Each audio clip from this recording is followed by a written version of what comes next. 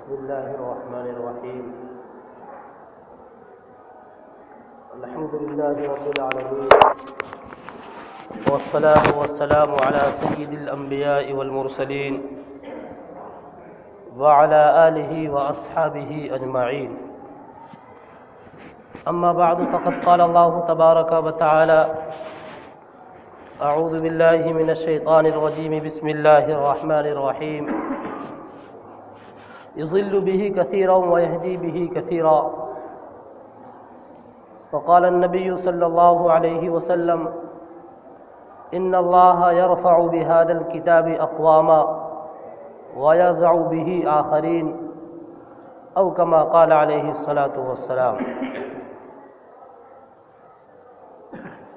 محترم حضرات اور دوگانے جمعہ ادا کرنے والے فرزندان توحید، اللہ تبارک و تعالی نے انسان کو بہت ساری نعمتوں سے سرفراز فرمایا، حتیٰ کہ عرش سے فرش تک کائنات کی جتنی چیزیں ہیں یہ سب اللہ تبارک و تعالی کا انعام ہے بندوں پر. اللہ تبارک و تعالی کی ایک نعمت ہے جو اللہ تبارک و تعالی نے بندے کو عطا کیا ہے. کیوں؟ اس لیے کہ یہ سب دنیا ہے، اور دنیا اللہ کے رسول صلی اللہ علیہ وسلم فرماتے ہیں: ان الدنیا خلقت لکم وانکم خلقتم للآخرہ، کہ دیکھو دنیا یہ تمہارے نفع کے لیے بنائی گئی ہے، دنیا کا وجود تمہارے نفع اور فائدے کے لیے ہے. لیکن تم کس لیے بنائے گئے؟ تمہیں اس دنیا کے اندر کیوں بھیجا گیا؟ اللہ کے رسول صلی اللہ علیہ وسلم فرماتے ہیں: وَإِنَّكُمْ خُلِقْتُمْ لِلْآخِرَةِ، کہ تمہاری جو تخلیق اور پیدائش ہوئی ہے یہ آخرت کے لیے ہوئی ہے. پتہ چلا کہ جب ہم ان اعمال کو انجام دیں گے، ان افعال کو انجام دیں گے کہ جس سے ہماری آخرت سنورتی ہو، ہمارا آخرت اور آخرت کے اندر ملنے والا مقام ہمارے لیے ٹھیک ہو، تو ان الدنیا خلقت لکم، تو یہ دنیا تمہارے فائدے کے لیے ہے. دنیا سے نفع اٹھانا، دنیا سے فائدہ حاصل کرنا یہ تمہارے لیے بالکل سے صحیح اور برمحل تھا. لیکن اگر تم نے ان اعمال کو انجام نہیں دیا، ان افعال کا ارتکاب نہیں کیا کہ جو تمہارے لیے آخرت کے اندر ترقی درجات کا سبب بنتے، تو ان الدنیا خلقت لکم، بلکہ ان الدنیا خلقت علیکم ہو جائے گا. یعنی یہ کہ تمہارے لیے جو باعث نفع ہونا تھا وہ باعث ضرر اور نقصان بن جائے گا. اسی کو قرآن کریم نے بیان فرمایا: یا ایھا الذین آمنوا لا تلہکم اموالکم ولا اولادکم عن ذکر اللہ ومن یفعل ذلک فاولئک هم الخاسرون، کہ اس دنیا کے اندر رہتے ہوئے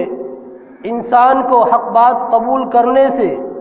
یعنی کہ اس نے حق بات قبول کیا ہے، اس پر جمنے سے، دوسروں کے اوپر ظلم کرنے سے، دوسروں کو ستانے اور اس کے حقوق کو غصب کرنے سے جو اسباب ہو سکتے تھے، اموال اور اولاد. اگر کسی کے پاس مال زیادہ ہے، اگر کسی کے پاس اولاد زیادہ ہے، تو وہ دنیا کے اندر جس طریقے سے چاہے زندگی گزار لیتا ہے، زور و جبر کے ذریعہ، ظلم و تعدی کے ذریعہ اپنی بات منوانے کی کوشش کرتا ہے. چونکہ یہی دو چیزیں ایسی ہیں جو اس کے آڑے آ جاتی ہیں، تو قرآن کریم نے اس کو بالخصوص ذکر کیا کہ دیکھو یہ اموال یہ اللہ تبارک و تعالی کی طرف سے عطا کردہ بہت بڑی نعمت ہے. قرآن کریم میں اللہ تبارک و تعالی نے جب اس کا تذکرہ کیا اور عربی کے اندر جب مال کو ذکر فرمایا تو خیر کے لفظ سے ذکر فرمایا ہے کہ دیکھو یہ خیر، وَإِنَّهُ لِحُبِّ الْخَيْرِ لَشَدِيدٌ، کہ اللہ تبارک و تعالی نے انسان کی ایک جگہ مذمت کرتے ہوئے بیان فرمایا کہ یہ مال کی محبت میں بہت ہی زیادہ سخت ہے، تو وہاں پر خیر کا ذکر فرمایا.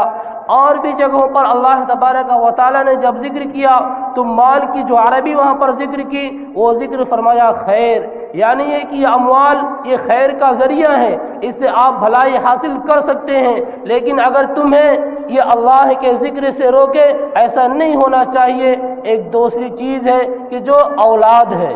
اور اولاد بھی اللہ تبارک و تعالیٰ کی عطا کردہ وہ عظیم نعمت ہے کہ اللہ تبارک و تعالیٰ فرماتا ہے کہ اگر تم نے اولاد کی صحیح طریقے سے تربیت کی، اولاد کی تربیت کا، اس کے تعلیم کا اور اس کے ترقی درجات کا تم نے انتظام کیا، اور کل قیامت کے دن اس کو اونچا مقام مل گیا، اور اس کی خواہش اور تمنا یہ ہے کہ میرے والدین کو بھی اس مقام تک پہنچا دیا جائے، میرے والدین کو بھی یہ مقام عطا کر دیا جائے جس مقام تک میں پہنچا ہوں، تو اللہ تبارک و تعالیٰ فرماتا ہے ان کے والدین کو وہ مقام عطا کر دیا جائے گا، ان کے والدین کو وہ مقام دے دیا جائے گا۔ اب کوئی انسان یہ سوچے کہ آیا جب اولاد کے مقام کو والدین کو پہنچا دیا گیا تو کہیں ایسا تو نہیں کہ والد کو کہ اولاد کو تھوڑا نیچے کیا گیا اور والد کو اوپر بڑھایا گیا اور پھر جا کر کے لیبل اور برابر کیا گیا؟ قرآن کریم کہتا ہے ایسا بالکل سے نہیں۔ والذین آمنوا واتبعتهم ذریتهم بإیمان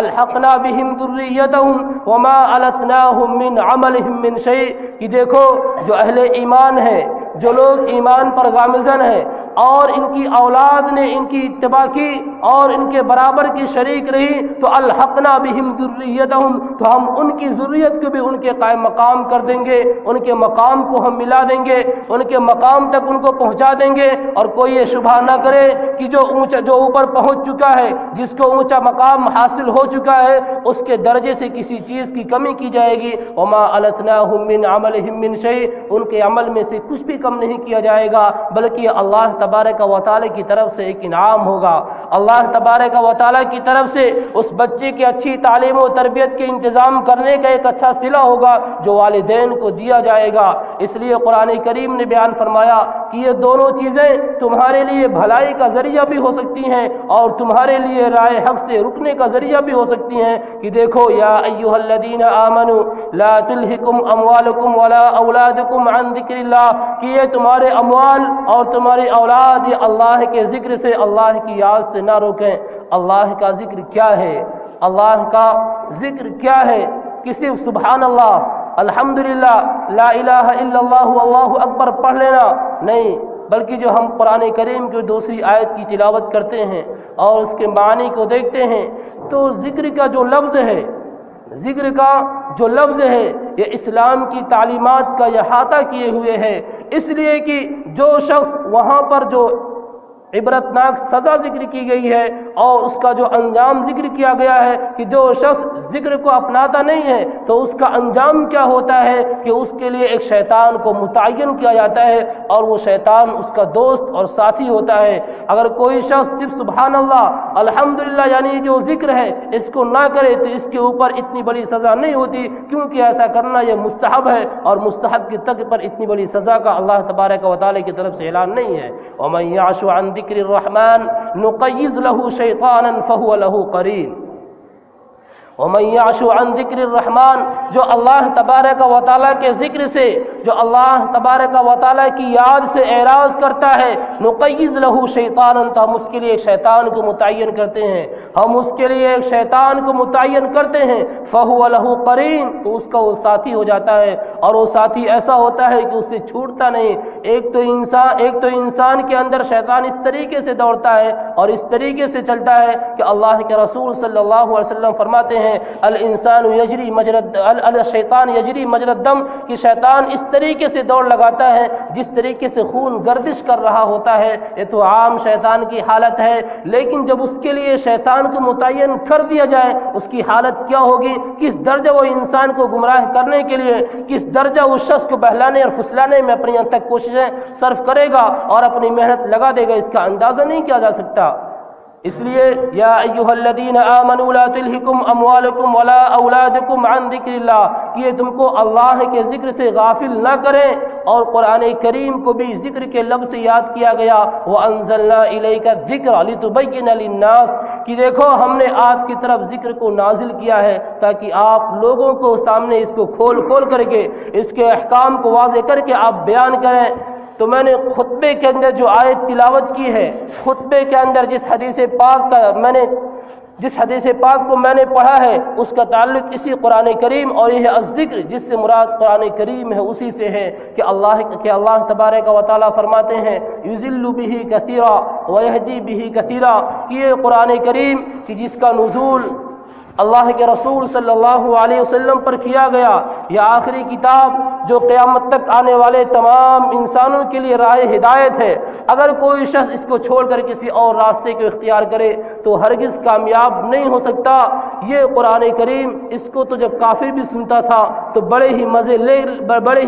لے کر کے اس سے محظوظ ہوا کرتا تھا، لیکن حق جب ان کے مقدر میں نہیں ملا۔ لیکن تم اس کو مت چھوڑ دینا، یہ خاص تمہارے لیے، تمہاری ہدایت کے لیے ہے۔ الف لام میم ذالک الکتاب لا ریب فیہ ھدی للمتقین، کہ اس کتاب کے اندر کوئی شک اور کوئی شبہ نہیں ہے، اس کتاب کے اندر کوئی شک و شبہ نہیں ہے، یہ تمام شک و شکوک و شبہات سے پاک ہے۔ ھدی للمتقین، کی جس کے اندر اللہ تبارک و تعالیٰ کا ڈر ہے، جس کے اندر اللہ تبارک و تعالیٰ کا خوف ہے، اللہ تبارک و تعالیٰ کی خشیت ہے، یہ اس کے لیے ہادی اور رہنما ہے، منزل مقصود تک پہنچانے والا ہے۔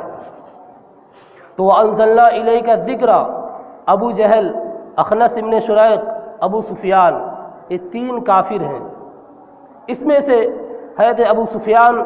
رضی اللہ تعالی عنہ بن گئے، اللہ تبارک و تعالی نے ان کو دولت ایمان سے نوازا، لیکن جب تک اسلام قبول نہیں کیے تھے اس وقت تک اسلام کو اور مسلمانوں کو اذیت اور تکلیف پہنچانے میں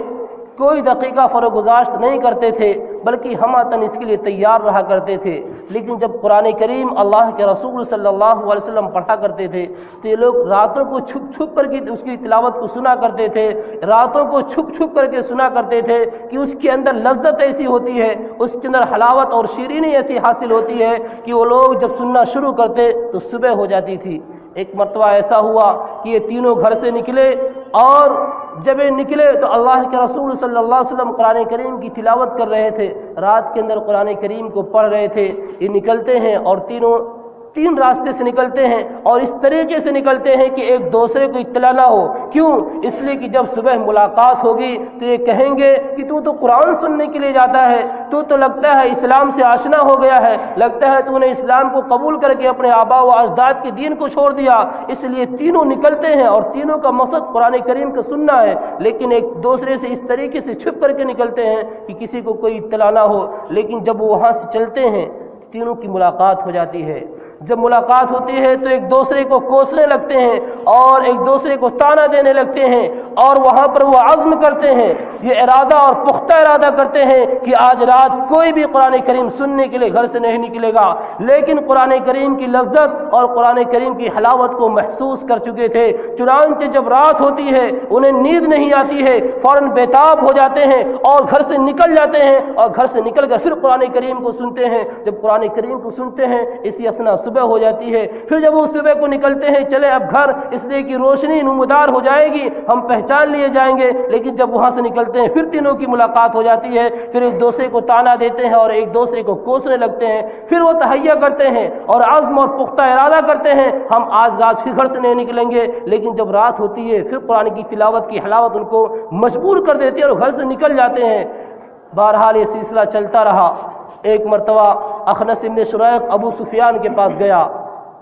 پھر اس کے بعد کہا کہ قرآن کریم کی لذت تمہیں کیسی لگی، قرآن کریم کی تلاوت تمہیں کیسی محسوس ہوئی، قرآن کریم کی انہوں نے تعریف کی۔ پھر اس کے بعد ابو جہل کے پاس گیا اور کہا کہ تم قرآن کریم سن رہے تھے، قرآن کریم تمہیں کیسا محسوس ہو رہا تھا؟ تو اس نے کہا کہ یہ تو بہت اچھی کتاب ہے، اسلام آ چکا ہے، لیکن ہم اپنے آبا و اجداد کی دین کو نہیں چھوڑ سکتے، ہم شرف اور بلندی حاصل کرنے میں پیچھے نہیں رہ سکتے اور پیچھے نہیں رہتے ہیں، لیکن ہم اسلام کو قبول نہیں کر سکتے۔ بہرحال یہ قرآن کریم ہے کہ اللہ تبارک و تعالی جس کو اس کی دولت سے سرفراز فرمائے وہی اس کو حاصل کر سکتا ہے، ہر ایک اس کو حاصل نہیں کر سکتا۔ اور جب قرآن کریم اللہ تبارک و تعالی نے ہم کو دیا تو قرآن کریم کی تلاوت اور قرآن کریم کے جو حقوق ہے اس کی ادائیگی کی جائے، ورنہ قرآن کریم یضل بہ کثیرا، وَيَهْدِي بِهِ كَثِيرًا، جب اس کو چھوڑ دیتا ہے، اس کی تعلیمات کو پس پشت ڈال دیتا ہے اور اس سے اعراض کرنے لگتا ہے تو وہ شخص گمراہ ہو جاتا ہے، رائے حق سے بھٹک جاتا ہے۔ اور اسی سے وہ لوگ کہ جن کا اسلام سے کوئی واسطہ نہیں، اسلام سے کوئی تعلق نہیں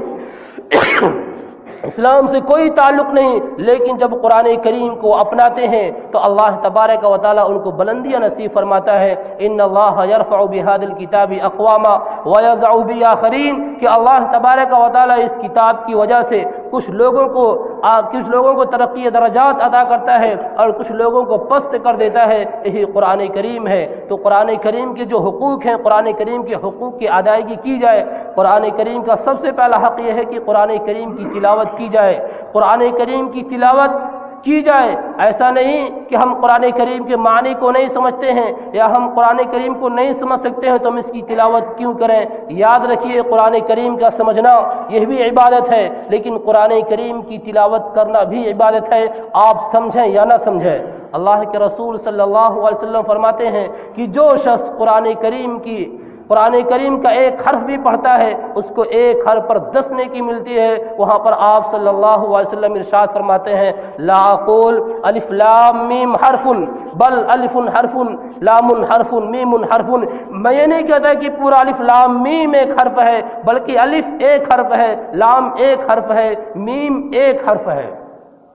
اور اللہ کے رسول صلی اللہ علیہ وسلم نے مثال کے اندر جس آیت کا سہارا لیا، جس آیت کو بیان کیا، اس آیت کی تفسیر، اس آیت کا ترجمہ کسی کو نہیں معلوم ہے، یہ متشابہات میں سے ہیں۔ فَأَمَّا الَّذِينَ فِي قُلُوبِهِمْ زَيْغٌ فَيَتَّبِعُونَ مَا تَشَابَهَ مِنْهُ ابْتِغَاءَ الْفِتْنَةِ وَابْتِغَاءَ تَأْوِيلِهِ، کہ اللہ تبارک و تعالیٰ فرماتا ہے اس کا تعلق متشابہات میں سے ہے، اور جو شخص اس کے پیچھے پڑتا ہے اس کے اندر زیغ، اس کے اندر ٹیڑھاپن اور گمراہی اور ضلالت ہوتی ہے، اور ان لوگوں کے اندر فتنہ پھیلانے کے لیے اس کے پیچھے پڑتا ہے۔ تو اللہ کے رسول صلی اللہ علیہ وسلم نے مثال کے اندر جس آیت کو بیان کیا، ایسی آیت کو بیان کیا کہ اس کے معنی کسی کو معلوم ہی نہیں، اور کہہ رہے اللہ کے رسول صلی اللہ علیہ وسلم اس پر تمہیں نیکی ملے گی، اجر ملے گا۔ امام احمد بن حنبل رحمۃ اللہ علیہ جو ان چاروں ائمہ میں سے ایک ہیں کہ جن کے فقہی مسالک دنیا کے اندر رائج ہیں اور ان کے مسالک پر عمل کیا جاتا ہے، اللہ تبارک و تعالیٰ کی زیارت کئی مرتبہ ہوئی، 100 مرتبہ اللہ تبارک و تعالیٰ کی زیارت ہوئی تھی۔ جب 99 مرتبہ اللہ تبارک و تعالیٰ کی زیارت ہوئی تو وہ کہنے لگے ایک مرتبہ اور اللہ کی زیارت ہو جائے تو میں اللہ تبارک و تعالیٰ سے پوچھوں اے اللہ تیرا قرب دلانے والی، تیرا قرب عطا ہونے والی وہ کون سی چیز ہے کہ جس سے میں تیرے قریب ہو جاؤں، میں اللہ تبارک و تعالیٰ سے اس کو پوچھوں گا۔ چنانچہ ایسا ہوا کہ 100ویں مرتبہ بھی اللہ تبارک و تعالیٰ کی زیارت ہوئی اور انہوں نے اللہ تبارک و تعالیٰ سے پوچھا کہ اے اللہ تیرا قرب دلانے والی، تیرے نزدیک کرنے والی وہ کون سی عبادت ہے کہ جس کو میں انجام دوں تیرے قریب پہنچ جاؤں؟ تو اللہ تبارک و تعالیٰ نے فرمایا قرآن کریم کی تلاوت، قرآن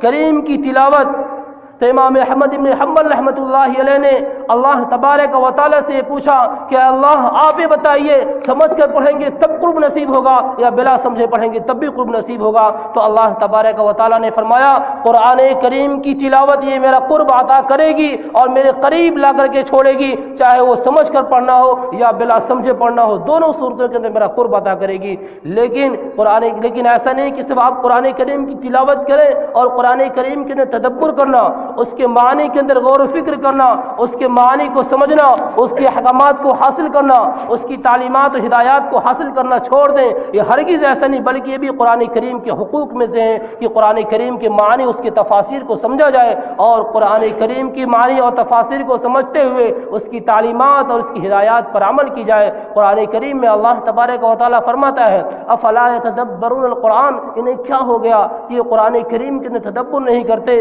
یہ قرآن کریم کے اندر سوچتے نہیں، قرآن کریم کے اندر انہیں فہم حاصل نہیں ہوتا، کیوں اس کے اندر حاصل نہیں کرتے؟ اللہ تبارک و تعالیٰ بیان فرماتا ہے اور سنو قرآن کریم کی تلاوت کو اپنایا جائے اور قرآن کریم کی تلاوت شب و روز کیا جائے، جب بھی موقع ملے اللہ تبارک و تعالیٰ کی نازل کردہ اس مقدس کتاب کی تلاوت کی جائے، ورنہ کل قیامت کے دن اللہ کے رسول صلی اللہ علیہ وسلم اللہ رب العزت کے دربار میں جو شکایت کریں گے آپ ایک طرف تو دیکھیے کہ اللہ کے رسول صلی اللہ علیہ وسلم کے اس رحمت للعالمین کو کہ جس کی صفت کو اللہ تبارک و تعالی بیان فرماتا ہے وما ارسلناک الا رحمتا للعالمین لقد جاءکم رسول من انفسکم عزیز علیہ ما عنتم حریص علیکم بالمؤمنین رؤوف الرحیم، یعنی اس کی صفت رحمت للعالمین بھی ہے، وہ رؤوف بھی ہے، وہ رحیم بھی ہے، اور لوگوں کے لیے کوششیں کرنے والا کس طریقے سے ہے لعلک باخع نفسک علی آثارہم ان لم یؤمنوا بہذا الحدیث اسفا، اس طریقے سے لوگوں کے درمیان جب دعوت و تبلیغ کے فریضے کو انجام دیتے ہیں، قرآن کریم کے احکامات کو پڑھ کر سناتے ہیں، اس کے الفاظ کو پڑھ کر کے سناتے ہیں، جب ان پر اثر نہیں ہوتا اور ایمان قبول نہیں کرتے ہیں تو ایسا لگتا ہے کہ آپ ہمارے افسوس کے اور اپنی جان قربان کر دیں گے اور اپنی جان کو بھی گنوا بیٹھیں گے۔ ایک طرف تو اللہ کے رسول صلی اللہ علیہ وسلم کی صفت کو دیکھیے، رحمت للعالمین امت کو کسی بھی مرحلے پر کسی بھی موڑ پر چھوڑنے والا نہیں، بلکہ ہر موڑ پر ہر موڑ پر ہر گاؤں پر اس امت کو یاد کرنے والا، حتیٰ کہ اس روئے زمین پر ہے تو روئے زمین پر بھی جب معراج کے اندر تشریف لے جاتے ہیں اس وقت بھی اس امت کی یاد آتی ہے۔ السلام علینا وعلی عباد اللہ الصالحین کا تمغہ اور اس کا انعام اور یہ تحفہ اللہ تبارک و تعالی جو عطا فرماتا ہے، اللہ کے رسول صلی اللہ علیہ وسلم اس کو اس عرش پر یعنی معراج کی رات میں اللہ تبارک و تعالی کے سامنے یہ آپ خود اس امت کو دلواتے ہیں، یہاں تک کہ جب کل قیامت کے دن کوئی کسی کا پرسان حال نہیں ہوگا، ابھی حساب و کتاب کا مرحلہ شروع نہیں ہوگا، بلکہ ہر ایک نفسی کے عالم میں ہوگا، ہر ایک کو اپنی فکر ہوگی، لیکن آپ صلی اللہ علیہ وسلم کی صرف ایک حالت ہوگی اللہم امتی اللہم امتی، یہاں تک کہ جب آپ صلی اللہ علیہ وسلم اس کائنات سے اس دنیا سے تشریف لے جاتے ہیں، جبرائیل علیہ السلام آتے ہیں، اس وقت ملک الموت دروازے پر کھڑا ہے، اجازت چاہتا ہے، اللہ تبارک و تعالی حضرت جبرائیل علیہ السلام کو بھیجتے ہیں اور کہتے ہیں جا کر کے میرے محبوب کو جا کر کے تسلی دو، یہاں تک کہ جب وہ آتے ہیں ملک الموت بھی اجازت لے کر کے اندر آتا ہے، اس وقت ملک الموت سے پوچھتے ہیں بتا میری امت کے ساتھ کیا معاملہ ہوگا، میں تو جانے کے لیے تیار ہوں، میں تو اللہ کے دیدار کا اللہ کے پاس جانے کا مشتاق ہوں، لیکن آپ مجھے یہ بتائیے کہ آپ میرے بعد میری امت کے ساتھ کیا کریں گے؟ کہ آپ کی امت کے ساتھ خیر کا معاملہ کیا جائے گا یعنی کہ زندگی کے کسی بھی موڑ پر، زندگی کے کسی بھی گام پر، کسی بھی جگہ پر، حتیٰ کہ موت کے وقت بھی آخرت میں بھی امت کو نہیں بھولے، لیکن جس نے قرآن کریم کو چھوڑ دیا، قرآن کریم کی تلاوت نہیں کی، قرآن کریم کو پس پشت ڈال دیا، اس کی تعلیمات کو نہیں اپنایا، اس کے احکامات پر عمل نہیں کیا، اس کو پھیلایا نہیں، قرآن کریم کے حقوق کو ادا نہیں کیا، تو یہ رسول کل قیامت کے دن کھڑا ہو کر کے اللہ رب العزت کے دربار میں یعنی وہ محبوب رب العالمین کے پاس کھڑا ہو کر کے شکایت کرے گا، وقال الرسول یا رب ان قومی اتخذوا هذا القرآن مہجورا، کسی اور چیز کی شکایت نہیں کرے گا، وہ محبوب رب العالمین صرف اس چیز کی شکایت کرے گا، اس کی شکایت نہیں کرے گا اس نے نماز نہیں پڑھی، اس کی شکایت نہیں کرے گا اس نے روزہ نہیں رکھا، اس کی شکایت نہیں کرے گا اس نے زکوٰۃ ادا نہیں کی، اس کی شکایت نہیں کرے گا کہ اس نے فلاں نیک عمل نہیں کیا، اگر شکایت کرے گا تو صرف ایک چیز کی شکایت کرے گا، میرے قوم نے قرآن کریم کو چھوڑ دیا تھا، قرآن کریم کی تعلیمات کو نہیں اپنایا،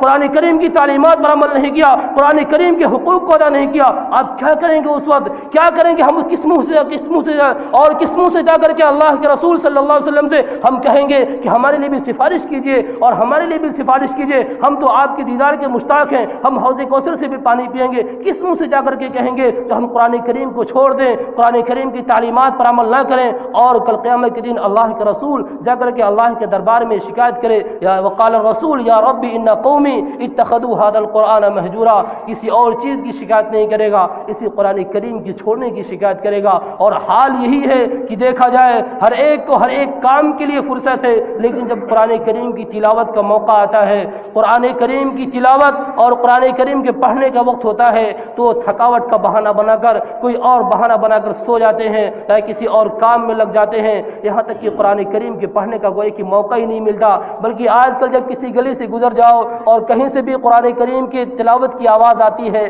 تو پتہ چلتا ہے یا تو یہاں پر کسی کا انتقال ہوا ہے یا تو یہاں پر آج کسی نے قرآن خوانی کرائی ہے، یعنی کوئی شوق سے پڑھنے والا نہیں ہے، کوئی شوق سے پڑھنے والا نہیں ملتا۔ جبکہ آپ ان خیر القرون کی صدیاں اور خیر القرون کے حالات کا آپ جائزہ لیجئے، آپ جس گلی سے بھی گزر جائے راتوں کے اندر کھڑے ہو کر قرآن کریم کی تلاوت کی، قرآن کریم کے پڑھنے کی آپ کو آواز آئیں گی، لیکن آج کا حال یہ ہے کہ جہاں بھی کہیں آواز آتی ہے تو یا تو کسی مردے کی خبر ہوتی ہوتی ہے یا کسی قرآن خوانی کرانے والے کی خبر ہوتی ہے، یہ انتہائی افسوس کا مقام ہے اور انتہائی افسوس کا مقام ہے، اور ہمارے لیے ڈوب مرنے کا مقام ہے کہ ہم اس سے ہم اس سے کتنا دور ہیں، بلکہ ہمیں اس کو اپنانے کی ضرورت ہے اور ہمیں اس کو اختیار کرنے کی ضرورت ہے۔ میں ایک بات بتاؤں، وقت تو ہو چکا ہے کہ حضرت شیخ الہند رحمۃ اللہ علیہ جب مالٹا کی جیل سے واپس آئے، آج ہم اس بات کی شکایت ہر ایک سے کرتے ہیں کہ بھائی ہمیں ترقی نہیں مل رہی ہے، یا ہم کام کرتے ہیں، کام کرنے میں ہمیں خیر و برکت نصیب نہیں ہوتی ہے، ہم انتہائی ذلت اور پستی کے اندر چلے جا رہے ہیں، ہم نقبت کے اندر گرتے ہوئے چلے جا رہے ہیں، ہماری کیا حالت ہے، ہم کس طریقے سے آگے بڑھیں۔ تو وہ شیخ الہند مولانا محمود حسن دیوبندی رحمۃ اللہ علیہ کا مجھے صرف ایک قول سنانا ہے، بعد میں اس کی تشریح کی جائے گی، کہ جب وہ مالٹا کی زندگی سے واپس آتے ہیں اور واپس آنے کے بعد جب دارالعلوم دیوبند کے اندر ایک مرتبہ بیٹھتے ہیں اور علماء کا مجمع ہے، تو کہتے ہیں کہ آئیے اب میں تمہارے سامنے اپنی زندگی کا ایک تجربہ رکھتا ہوں اور اپنی زندگی کا ایک تجربہ پیش کرتا ہوں، اور میں نے ان 60 سالہ زندگی کے اندر میرے تجربے سے جو بات حاصل ہوئی اور مالٹا کی جیل کی تنہائیوں کے اندر بیٹھ کر جو میں نے حاصل کیا وہ میں تمہارے سامنے پیش کرنا چاہتا ہوں، اور میں نے صرف 2 چیزیں سیکھی ہیں۔ سب لوگ بیٹھ گئے کہ اتنا بڑا رجال ساز آدمی شیخ الہند، کیا ان کی صفات کو بیان کیا جائے کہ ایسی شخصیتیں جیسے شیخ الہند رحمۃ اللہ علیہ کی ہے، ہندوستان کی تاریخ نہیں، آپ تاریخ عالم کو اٹھا کر دیکھ لیجئے، آپ پوری کائنات کی تاریخ کو اٹھا کر دیکھ لیجئے کہ ایسا شخص کہ جس کے اتنے باکمال شاگرد ہوئے ہوں، چونکہ درخت اپنے پھل سے پہچانا جاتا ہے، صرف ہندوستان نہیں پورے تاریخ عالم کو آپ اٹھا کر دیکھ لیجئے، ایسا استاد بہت ہی کم اور ایسا شخص بہت ہی کم آپ کو ملتے ہوئے نظر آئیں گے جن کے شاگرد اس درجہ اور اتنے باکمال حاصل ہوئے ہوں اور اتنے باکمال ہوئے ہوں۔ بہرحال انہوں نے اپنی زندگی کا تجربہ پیش کیا اور کہا کہ میں نے مالٹا کی جیل میں اور مالٹا کی جیل کی تنہائیوں میں بیٹھ کر کے میں نے جو چیزیں حاصل کی کہ آج کے مسلمان کی ذلت و نکبت و پستی جس حالت کی ہوتی ہوئی جا رہی ہے، یہ ترقی کے درجات تو چڑھ نہیں رہے ہیں، صرف مجھے اس کی جو وجہ حاصل ہوئی ہے صرف 2 ہیں۔ نمبر 1 ان کے آپس کے اتحاد کا فقدان، انہوں نے آپس میں اتحاد کو کھو دیا ہے اور اختلاف نے جگہ لے لی، جبکہ وَاعْتَصِمُوا بِحَبْلِ اللَّهِ جَمِيعًا وَلَا تَفَرَّقُوا کا اللہ تبارک و تعالیٰ کا فرمان تھا۔ دوسری چیز کہ انہوں نے قرآن کریم کو چھوڑ دیا ہے، دوسری چیز کہ انہوں نے قرآن کریم کو چھوڑ دیا ہے۔ اس لیے اب میں مالٹا کی جیل سے اور مالٹا کی زندگی سے عزم لے کر کے آیا ہوں، اب میری زندگی جتنی بھی باقی ہے میں قرآن کریم کی اشاعت کے لیے اپنی زندگی کو وقف کر دوں گا، قرآن کریم کی تعلیمات کے لیے جگہ جگہ مکاتب قائم کریں گے، اور جو چھوٹے ہیں اس کے اندر جا کر کے علم حاصل کریں گے، لیکن جو بڑے ہو گئے ہیں جو اب مدرسے میں داخل ہو کر علم حاصل نہیں کر سکتے، اب ان کے لیے مساجد کے اندر تفاسیر کے قیام کا انتظام کیا جائے گا۔ چنانچہ تاریخ شاہد ہے کہ انہوں نے واپس آنے کے بعد اپنی زندگی کو اس کے لیے وقف کیا، اور جب یہ بیان فرمایا تھا پھر اس کے بعد سے مکاتب کا جو ایک سلسلہ قائم ہوا ہندوستان کی اس سرزمین پر، بالکل لا محدود اور جگہ جگہ مکاتب کا قیام ہوا۔ شیخ الہند رحمۃ اللہ علیہ کی اس تجربے کے بعد بالخصوص جبکہ ہندوستان کی گرتی ہوئی جو حالت تھی اس کے اندر جو بچاؤ کا جو سبب تھا صرف مدارس کا قیام تھا اس وقت، اور شیخ الہند رحمۃ اللہ علیہ کی اس تجربے کے بعد جو مدارس کا اور مکاتب کا ایک جال بچھا ہے کہ ہندوستان کے کونے کونے کے اندر بچھا ہے۔ بہرحال وقت ہو چکا ہے، اس لیے اللہ تبارک و تعالیٰ سے ارادہ کریں کہ اللہ تبارک و تعالیٰ کے سامنے روئیں بھی اور گڑگڑائیں بھی کہ اللہ تبارک و تعالیٰ ہم سب کو قرآن کریم کی دولت سے مالا مال ہونے کی توفیق عطا فرمائے۔ اللہ تبارک و تعالیٰ نے قرآن کریم عطا کیا ہے، اس کے حقوق کی ادائیگی کی فکر عطا فرمائے۔ آمین۔ وآخر دعوانا الحمد للہ رب العالمین۔ سنتیں پڑھنے